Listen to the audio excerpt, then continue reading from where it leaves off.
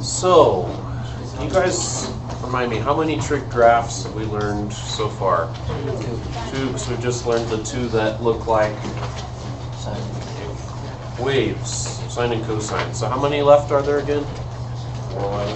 Four more. So this second assignment is going to look at those other four, and then we'll do some more practice with all six, because it takes more practice than just one time around, I think. So we're going to look at the co-functions and tangent. Okay, so today we'll try to do three of them, I think. We'll get the other one tomorrow. So first we'll just look at plane secant and plane cosecant. I think if you can graph sine or cosine, and you know those well, graphing these should prove no more difficult, because we're going to graph them using their partners.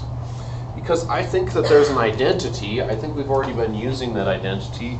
How did we do things like, for instance, in the unit circle, when we worked with secant or cosecant? What did we do? Switched in what way?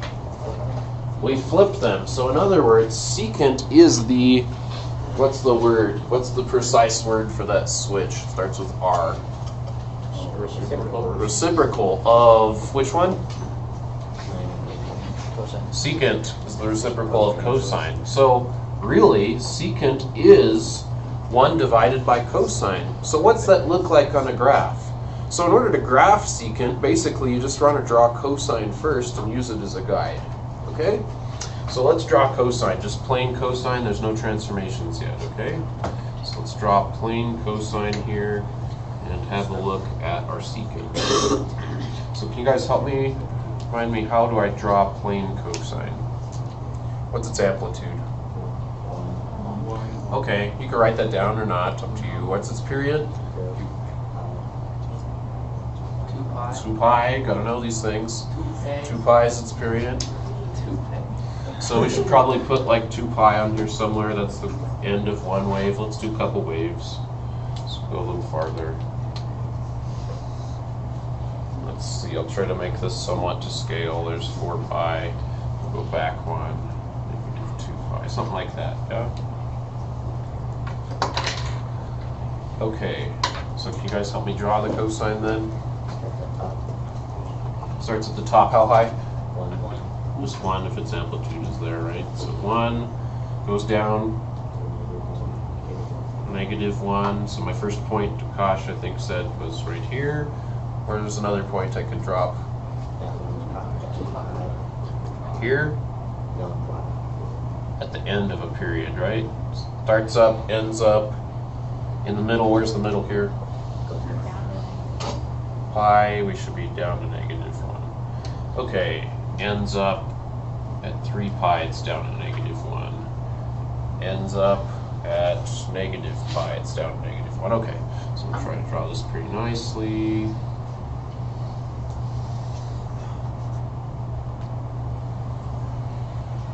If you draw this, your waves nicely, you should be able to see the x-intercepts. If I were asking you about the x-intercepts of this graph, what would be the x-intercepts of cosine here? Where's that? If I drew it correctly, like it's at ½ pi. So the first x-intercept's at ½ pi, the next one's at 3/2 pi, the next one's at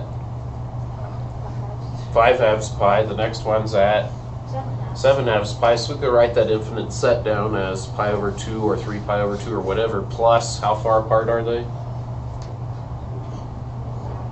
1 pi apart. So that'd be how to write down the x-intercepts, okay? That kind of matters for when you're drawing the secant too, because this is just the guide. This is just cosine. I better label it, right? I could call it the guide, or I could call it just cosine or whatever. Get a label on there, yeah? What we're trying to do is draw secant. So because of this reciprocalness, we could investigate it in a lot of different ways, but I'm going to be brief today. Basically, what's going to happen is this. You want to draw a series of asymptotes, because if you guys remember, when you're doing your unit circle, sometimes values come out as not just 0, but sometimes the unit circle calculations come out as undefined. That's an asymptote. In fact, secant has an asymptote right here. It has another asymptote right here. It has another asymptote right here. And another asymptote right here. And you'd find that if we explored with the unit circle like we did with the waves. Yeah. You can do that, it'd take quite a while though, so I'm not going to do it that way this time. So where's this asymptote? Let's label these.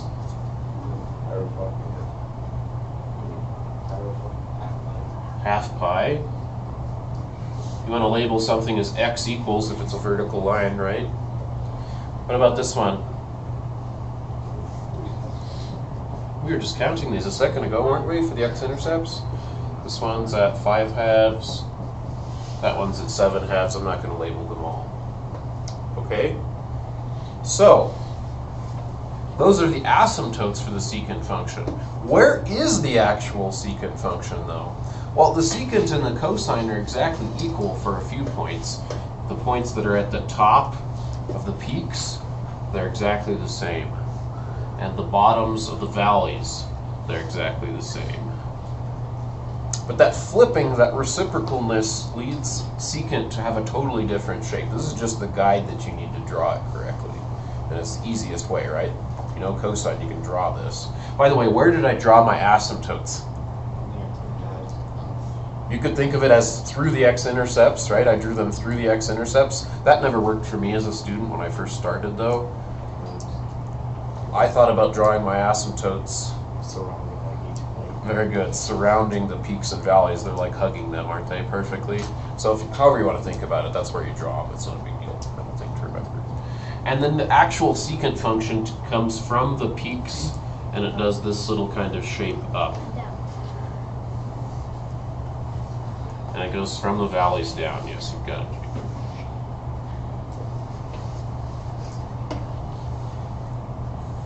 So, what you need to understand is that blue curve is only a guide. It has nothing to do with the actual points on secant. It's just the guides that we can draw it, yeah? So secant is a series of what kind of shapes, ladies and gents? Parabola. Okay, good. Are they true parabolas? No. Is this like an infinity, because it's going to keep going, right, both ways? Is this an infinite number of parabolas? True parabolas. Not true. They're not true parabolas, and if actually you put them in your calculator and it does a better job of drawing, you'll see that they kind of look like parabolas, but not so much. Why are these not true parabolas? They don't go. Those are no straight. They follow asymptotes because They're all going straight. They kind of almost go straight up. They grow more quickly than regular parabolas. Regular parabolas, could they be contained? Oh, almost went Bugs Bunny there. Parabolas. Regular parabolas, could they be contained between asymptotes? No, they just keep growing, right? What's the domain of the parabola? Everything, negative infinity to infinity. Let's write down what the domain and range of the secant is. So for the secant, what is the domain? And the range. I'm going to leave it up here for a second. Let me put this underneath. So let's write down the domain and range down here in green. So the domain is a little bit tricky. Can you be pi over 2 on the secant function? No, there's an asymptote there. It breaks it. You can't be 3 pi over 2 either. You can't be negative pi over 2. You can't be any of those values. You have to count the domain with an infinite set. So you say the domain is those values x such that x, we've just got to make sure that x is not equal to things like half pi, 3 halves pi, 5 halves pi, 7 halves pi. We've got to make sure it's not any of those things. Everything in between is good, right? And we've got the actual red. So it's plus pi, so I think the distance between here is plus pi k. K being any integer. That means k belongs to the set of integers. Yeah, if you don't want to write out all the words. Okay? Math symbols to save you. So that's how you write out the domain. The range, I think, is a little bit easier. We can use interval notation instead of set notation. What's the range of this? I'm going to write it up here just to make it come out on the video. What do you guys think for the range? We go bottom to top, right? Looking at the red. They go all the way down. So down there is negative infinity. If you could ever get there, you really can't. But coming all the way up from there, and this one goes all the way up to here. What's here?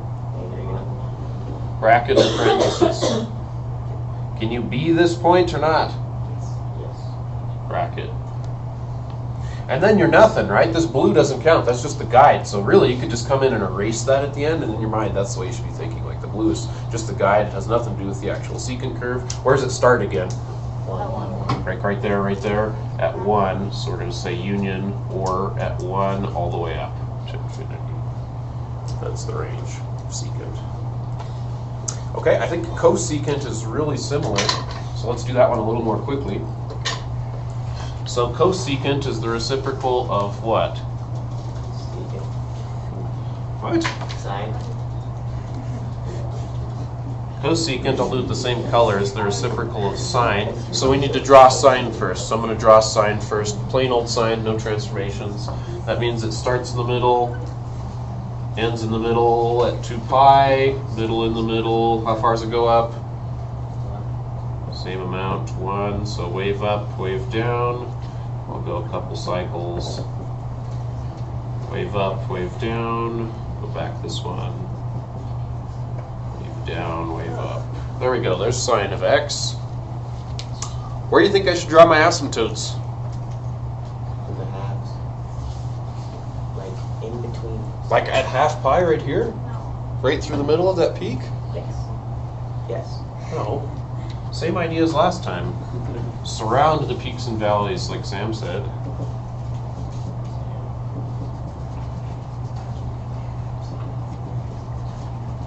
Or go through the x-intercepts, like Noah said. And you'll be good. Where's this one? At 1 pi. Where's this one? It's on there already. 2 pi, where's this one? 3 pi. Okay, so these are pretty easy ones right here. And when I draw the actual secant curve, same strategy applies. I should draw it from